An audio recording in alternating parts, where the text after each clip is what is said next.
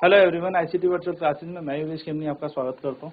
तो जैसा कि आप जानते हैं हम 2025 का साइंस का फिजिक्स का पेपर सॉल्व कर रहे हैं। तो जब आप एग्जाम देने जाते हैं तो आपको पता होना चाहिए कि हमारे पास जो पूरा का पूरा साइंस का सेक्शन है वो 80 मार्क्स का आता है, जिसके अंदर फिजिक्स, केमिस्ट्री, बायोलॉजी तीनों सेक्शन हमारे पास होते हैं। सेक्शन हमें अलग अलग नहीं दिए रहते, क्वेश्चन मिसमैच होते हैं, यानी कि ऊपर नीचे कुछ भी क्वेश्चन आपको दिख जाएगा, पहला फिजिक्स का तो दूसरा बायोलॉजी का। तो आपको ध्यान रखना है, हम तो क्वेश्चन फिजिक्स के करेंगे, यानी कि हम इस क्लास में फिजिक्स के क्वेश्चन डिस्कस करेंगे, लेकिन ये बात आपको याद रखनी है। क्वेश्चन जो होता है वो 3 घंटे में आपको यहाँ पर पूरा पेपर करना होता है, ये एग्जाम करना होता है। डायरेक्शंस हमें यहाँ पर दिए हैं कि इस पूरे के पूरे एग्जाम पेपर में 30 क्वेश्चन हमारे पास हैं। सभी प्रश्न अनिवार्य है। There are total 30 question in this examination and all question are compulsory, यानी कि सारे के सारे क्वेश्चन करने कंपलसरी है। प्रश्नों हेतु निर्धारित अंक उनके सम्मुख अंकित है, यानी कि marks allotted to the questions are mentioned against them. जितने भी नंबर आपको दे रखे वो क्वेश्चन सामने लिखे हुए होंगे, क्वेश्चन के सामने आपको मार्क्स दे रखे होंगे। प्रत्येक प्रश्न को ध्यानपूर्वक पढ़िए तथा समुचित उत्तर दीजिए। Read each question carefully and answer to the point, यानी कि आपको हर एक क्वेश्चन ध्यान से पढ़ना है और हर एक क्वेश्चन का आंसर आपको टू द पॉइंट देना है। प्रश्न संख्या 1 बहुविकल्पीय प्रश्न है। इस प्रश्न के प्रत्येक खंड में उत्तर में 4 विकल्प दिए गए हैं। सही विकल्प अपनी उत्तर पुस्तिका में लिखिए। प्रश्न संख्या 2 से 9 तक निश्चित उत्तरीय प्रश्न है। क्वेश्चन नंबर 1 जो है मल्टीपल चॉइस क्वेश्चन है। 4 ऑप्शन हमें इस क्वेश्चन में दे रखे हैं। Write correct option in your answer book, यानी कि आपको क्या करना है, करेक्ट आंसर अपने आंसर बुक में देना है। Question number 2 to 9 are definite answer type question, यानी कि 2 से लेकर 9 तक जो है निश्चित प्रकार के क्वेश्चन प्रश्न है। प्रश्न संख्या 1 का प्रत्येक खंड 1 अंक का है। प्रश्न संख्या 2 से 9 तक 1 अंक के प्रश्न है। प्रश्न संख्या 10 से 15 तक 2 अंक के प्रश्न है। प्रश्न संख्या 16 से 23 तक 3 अंक के प्रश्न है और प्रश्न संख्या 24 से 30 तक 4 अंक के प्रश्न है। यानी कि जो हर एक पार्ट है क्वेश्चन नंबर 1 का वो 1 नंबर का है। क्वेश्चन नंबर 2 से लेके 9 तक जो भी क्वेश्चन आपको दिखेंगे वो 1 मार्क ईच है, एक एक नंबर के क्वेश्चन है। नेक्स्ट आपको दे रखा है क्वेश्चन नंबर 10 to 15 जो है वो 2 मार्क्स के हैं। क्वेश्चन नंबर 16 to 23 वो 3 मार्क्स के हैं और क्वेश्चन नंबर 24 to 30 जो है वो 4 मार्क्स के हैं, वो 4 नंबर के क्वेश्चन हैं। इस प्रश्न पत्र में समग्र पर कोई विकल्प नहीं है, तथापि कतिपय प्रश्नों में आंतरिक विकल्प प्रदान किया गया है। ऐसे प्रश्नों में केवल एक ही विकल्प उत्तर दीजिए, यानी कि there is no overall choice in this question paper, however an internal choice has been provided in few questions, attempt only one of the given choice in such question. तो आपको क्या करना है, पूरे पेपर में तो कोई चॉइस नहीं दी है, लेकिन क्वेश्चन के बीच में आपको चॉइस दी है, आप चाहें तो उस क्वेश्चन को जो आपको बेटर आता है आप उसको करें। तो जैसे कि आपने देखा हमने यहाँ पर करना शुरू कर लिया था क्वेश्चन पेपर को, तो फटाफट से रिकॉल कर लेते हैं। लेंस की क्षमता यानी कि यूनिट ऑफ पावर किसमें देखी जाती है, तो डायोप्टर हमने से पढ़ा था। नेक्स्ट दे रखा है किसी चालक का प्रतिरोध, यानी कि मान लो कोई कंडक्टर आपके पास है तो उसका जो प्रतिरोध है यानी कि जो उसका रेजिस्टेंस है वो किसके डायरेक्टली प्रोपोर्शनल है या इनवर्सली प्रोपोर्शनल है। हमें 4 स्टेटमेंट यहाँ पर दे रखे हैं। तो चालक की लंबाई के अनुक्रमानुपाती यानी कि proportional to the length of conductor, बिल्कुल ये ऑप्शन हमारा एकदम सही ऑप्शन है। Inversely proportional to the length गलत है। Proportional to the area proportional नहीं होता, इनवर्सली होता है। और इनवर्सली प्रोपोर्शनल टू रेजिस्टिविटी भी नहीं होता, यानी कि चालक के लंबाई के अनुक्रमानुपाती होता है। नेक्स्ट हमें यहाँ पर क्या दिया है, निम्नलिखित में से धातु है, कौन सी इसमें से धातु है, देखिए ठीक है। तो यहाँ पर नेक्स्ट तो हमारे पास केमिस्ट्री का पेपर आ गया, केमिस्ट्री का आ गया। अब हम बढ़ते हैं आगे, फिजिक्स का क्वेश्चन ढूंढते हैं। हाँ जी, देखिए फोर्थ क्वेश्चन हमारे पास फिर से फिजिक्स का था कि एक प्रकाश किरण समतल दर्पण पर अभिलंब के समांतर आपतित होती है, परावर्तन कोण का मान लिखिए। A ray of light incident parallel to the normal of the plane, write the value. तो देखो ये है नॉर्मल और इसी पर लाइट गिर रही है, यानी कि इसी से लाइट चली जाएगी। तो एंगल ऑफ इंसिडेंट अगर 0 है तो एंगल ऑफ रिफ्लेक्शन भी 0 होगा। एंगल आई बराबर आर के बराबर होता है। नेक्स्ट क्वेश्चन कह रहा है 50 सेंटीमीटर फोकस दूरी के उत्तल लेंस की क्षमता ज्ञात कीजिए, यानी कि find the power of convex lens of focal length 50 centimetre. तो पावर हमें निकालनी है, तो हमें पता है power equals to f in centimetre. सीधे लगा दें तो 2 डायोप्टर हमारा यहाँ पर आंसर बन जाएगा। तो 2 डायोप्टर हमारा यहाँ पर आंसर है। प्लस का या माइनस का तो याद रखिएगा, क्योंकि ये कॉन्वेक्स लेंस है, उत्तल लेंस है, तो प्लस का 2 डायोप्टर हमारा सही आंसर इसका होगा। नेक्स्ट क्वेश्चन कह रहा है right the unit of electrical resistivity, यानी कि वैद्युत प्रतिरोधकता की इकाई हमें लिखनी है। तो प्रतिरोधकता की इकाई होती है हमारे पास ओम मीटर, ठीक है। Rho is equal to R A upon L, तो ओम मीटर इसकी इकाई यहाँ पर होती है। चलिए फटाफट नोट करते हैं, फिर बढ़ते हैं अगले प्रश्न की तरफ।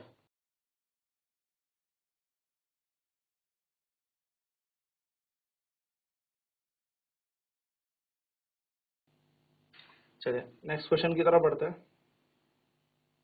नेक्स्ट क्वेश्चन नंबर 9 पे बढ़ते हैं। 9 क्या क्वेश्चन कह रहा है, नाइन्थ क्वेश्चन कह रहा है किसी विद्युत परिपथ में दो बिंदुओं के बीच विभवांतर मापने के लिए एक वोल्टमीटर के लिए वोल्टमीटर को किस प्रकार संयोजित किया जाता है। How is voltmeter connected in the circuit to measure the potential difference between two point. तो किस प्रकार से आपको वोल्टमीटर कनेक्ट करना है। वोल्टमीटर, तो ध्यान दीजिए वोल्टमीटर कनेक्ट करने का तरीका होता है इन पैरेलल। कैसे करते हैं, पैरेलल में हम यहाँ पर यानी कि समांतर क्रम में हम क्या करते हैं, पैरेलल कॉम्बिनेशन में हम वोल्टमीटर को लगाते हैं जिससे कि हमारे सर्किट या परिपथ का क्या नापा जा सके सर्किट या परिपथ का हमारा वोल्टेज नापा जा सके। ठीक है, तो ये बात ध्यान में रखना है। देखिए नेक्स्ट क्वेश्चन हमें यहाँ पर दे रखा है 15वां क्वेश्चन। 15th क्वेश्चन हमें क्या दिया हुआ है, 15 क्वेश्चन दिया है हवा में प्रकाश की चाल 3 गुना 10 की घात 8 मीटर पर सेकंड है। हवा के सापेक्ष पानी का अपवर्तनांक 4/3 है। पानी में प्रकाश की चाल ज्ञात कीजिए। The speed of light in air is 3 × 10⁸ metre पर second. The refractive index of water with respect to air is 4/3। Find the speed of light in water. तो हमें क्या दे रखा है, हमें इस क्वेश्चन में यहाँ पर हमें क्वेश्चन नंबर 15 में स्पीड ऑफ लाइट दे रखी है, प्रकाश का चाल दे रखा है। तो स्पीड ऑफ लाइट हमें यहां पर दे रखी है, कहां पर दे रखी, इन एयर, कितनी, 3 × 10⁸ मीटर पर सेकेंड। यानी कि वायु का प्रकाश में वेग दिया है, सॉरी प्रकाश का वायु में वेग दिया है, प्रकाश का वायु में वेग, प्रकाश का वायु में वेग दिया है 3 × 10⁸ मीटर पर सेकेंड। और हमें यहाँ पर यह भी दिया है कि जो रिफ्रैक्टिव इंडेक्स है water with respect to air, यानी कि हमें दिया है refractive index of water with respect to air, जिसको हम NW कहेंगे, एयर। क्या दिया है हमें हवा के सापेक्ष में पानी का अपवर्तनांक, हवा के सापेक्ष में, हवा के सापेक्ष में पानी का अपवर्तनांक हमें दिया है। तो हवा के सापेक्ष में पानी का अपवर्तनांक है ना, तो पानी का अपवर्तनांक हमें कितना दिया, ANW हमें दे रखा है 4/3। हमसे क्या पूछा है, हमसे पूछा है speed of light in water, speed of light in water. पानी में प्रकाश की चाल हमें निकालनी है, V हमें निकालना है। तो हमें पता है ANW बराबर ये हो जाएगा speed of light in air upon speed of light in water.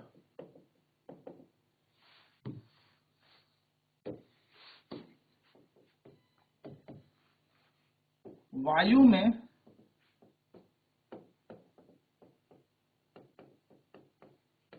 प्रकाश की चाल बटा पानी में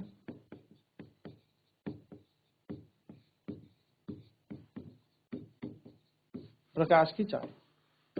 ANW बराबर हो जाएगा C/V, ये दे रखा है 4/3 और ये दे रखा है 3 × 10⁸, नीचे आ जाएगा V। तो ये जाएगा V बराबर 3 × 9 × 10⁸ और बटा 4, V बराबर 9/4, 4 दूनी 8 बचा 1 पॉइंट लगा के 0, 4 दूनी 8 बचा 2 पॉइंट लगा के 0, 4 पंजे 25, तो 4 पंजे 20, सॉरी। तो ये बन जाएगा 2.25 × 10⁸ मीटर पर सेकेंड। ये हमारा वेग बन जाएगा, इतना वेग आ गया पानी में। तो हम बोलेंगे the speed of light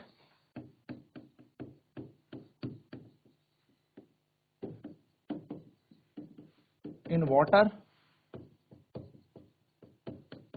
is 2.25 × 10⁸ metre पर सेकेंड। यानी कि पानी में प्रकाश का वेग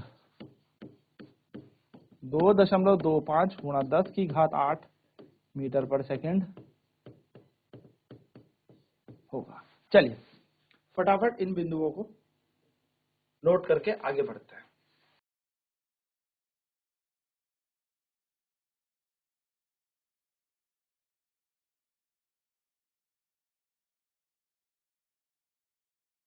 so speed of light in water हमारे पास आ जाएगा। पानी में प्रकाश की चाल हमें निकालनी है, तो एन डब्ल्यू equal to speed of light in air upon speed of light in water. तो एन डब्ल्यू इक्वल टू वायु में प्रकाश की चाल बटा पानी में प्रकाश की चाल बन जाएगा। ठीक है, ये हमारा फॉर्मूला बन जाएगा। सो ये हमें वैल्यू दे रखी 4/3, सी की वैल्यू हमने लगा दी 3 × 10⁸ और नीचे आ जाएगा वी की वैल्यू कैसे निकाली जाएगी, 3 के 9/4 बन जाएगा। Speed of light in water आ जाएगी 2.25 × 10⁸ मीटर पर सेकंड, यानी कि पानी में प्रकाश का वेग आ जाए 2.25 गुणा 10⁸ मीटर पर सेकंड। चलिए इस तरीके से हमारा क्वेश्चन होता है। नेक्स्ट क्वेश्चन हमारे पास है।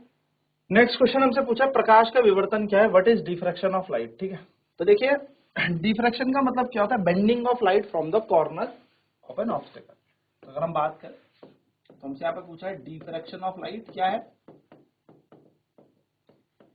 सो डिफ्रैक्शन का मतलब होता है bending of light around the corners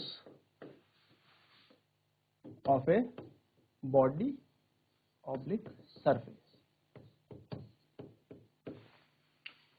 प्रकाश का विवर्तन क्या कहता है,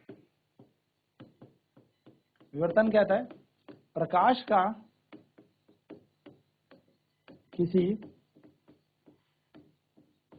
वस्तु या सतह के छोरों, छोर यानी कि कोनों से, छोरों से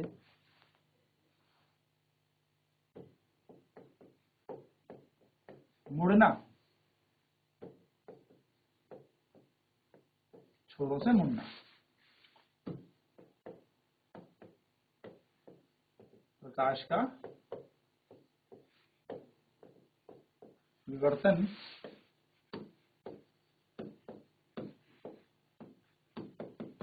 कहलाता है। ठीक है, ये हमारे पास क्या होगी, डिफ्रैक्शन की यहाँ पर बेसिक डेफिनेशन होगी।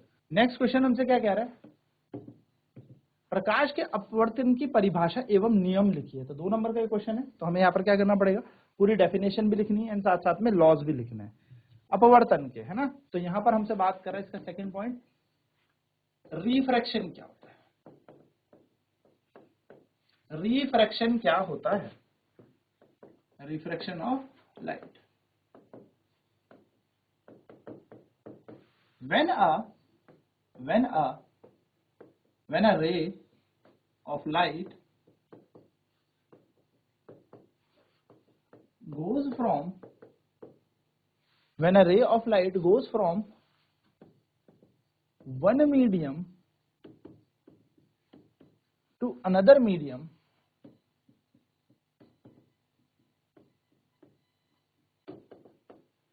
it bends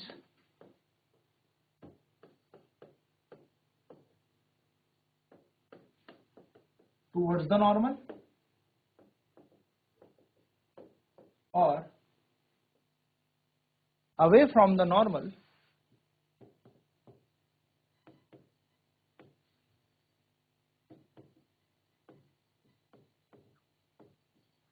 when a ray of light goes from one medium to another medium, it bends towards the normal or away from the normal, it bends towards the normal or away from the normal।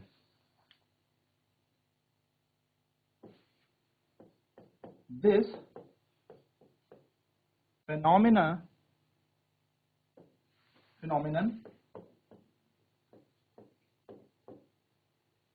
performed by the light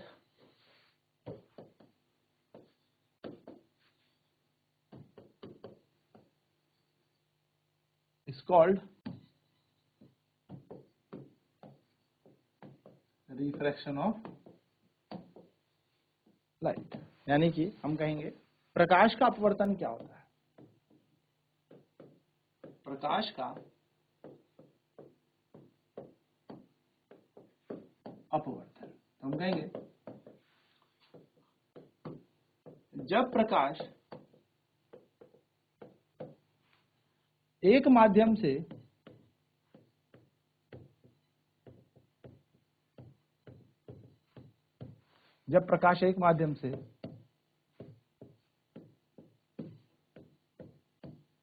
किसी दूसरे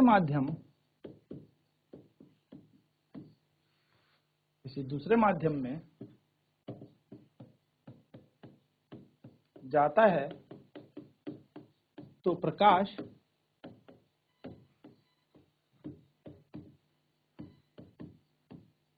अभिलंब के पास या अभिलंब से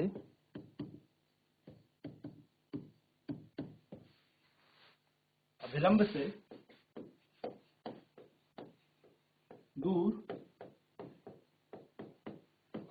हो जाता है और प्रकाश द्वारा की गई इस प्रक्रिया को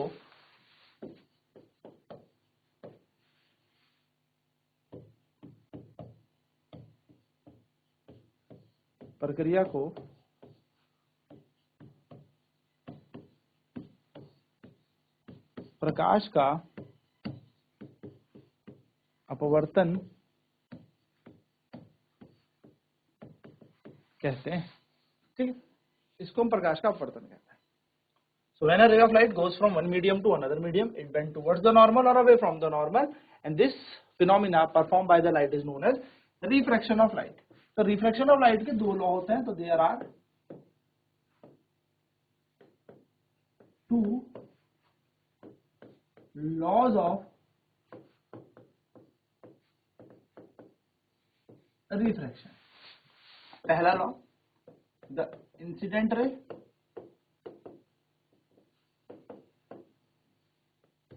the normal, डायग्राम भी बनाएंगे इसका, ठीक है, and the refracted ray all lie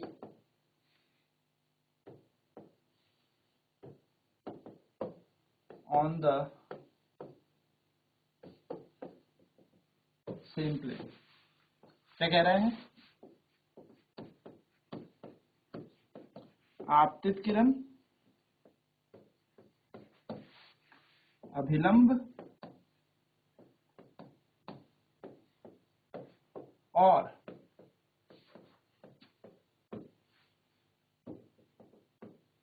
अपवर्तित किरण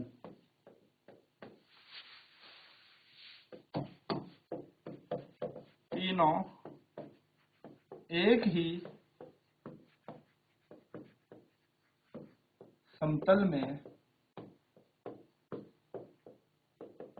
होते हैं।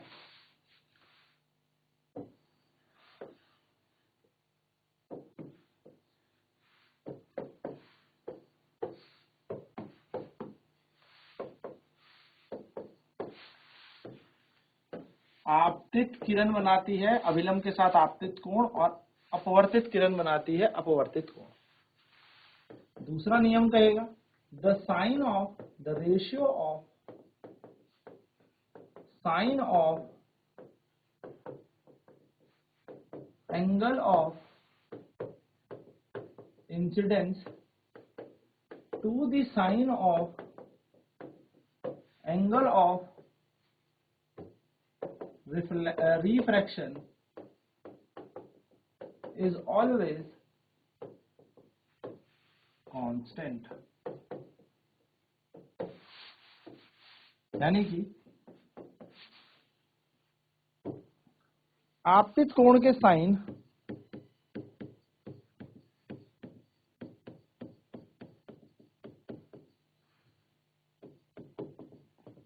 और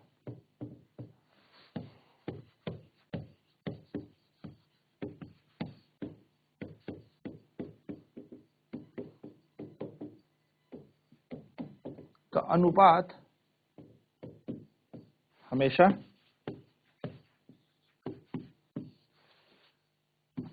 नियत रहता है, यानी कि sine i by sine r, इन दोनों का रेशियो हमेशा क्या रहेगा, कांस्टेंट रहेगा। और इसी को हम क्या कहते हैं, नोट के साथ लिख सकते हैं, सेकंड लॉ, या मैं कह सकते हैं this is also known as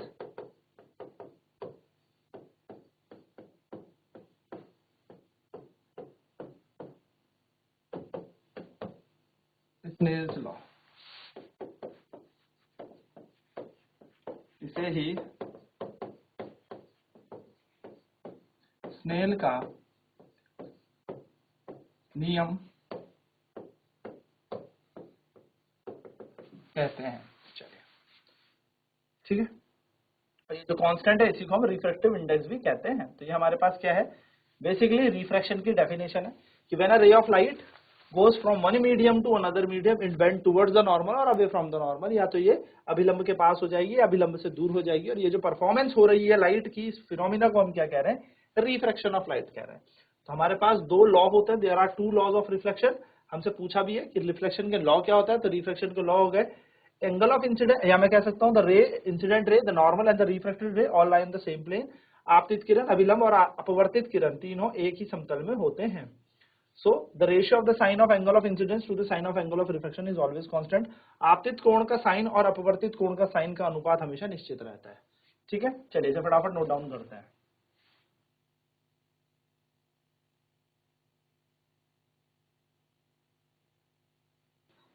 next क्या कह रहा है, नेक्स्ट कह रहा है the ratio of the sine of angle of incidence to the sine of angle of reflection is always constant. आपतित कोण का साइन और अपवर्तित कोण का साइन का अनुपात अगर आप निकालेंगे तो ये हमेशा क्या निकलेगा, नियत निकलेगा, ये हमेशा कांस्टेंट होता है।